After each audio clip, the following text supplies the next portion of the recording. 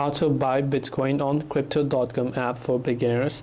If you want to buy Bitcoin on the crypto.com app, whether you are or not, you are actually a beginner, all you have to do is go ahead and then first of all make sure to launch the crypto.com app, and this is the type of interface that you'll be able to see.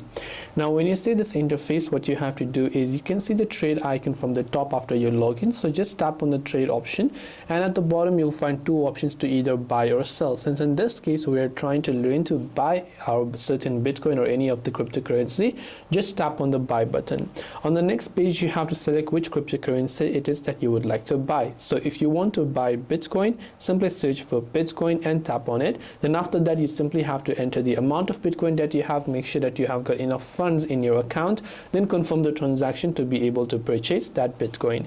This way you'll be able to buy Bitcoin on the crypto.com app for beginners. I hope that this video pretty much helped you, and if you have got any further questions, feel free to also leave them down in the comment section below. As always, thanks for watching till the very end of this tutorial, and see you soon in our next video.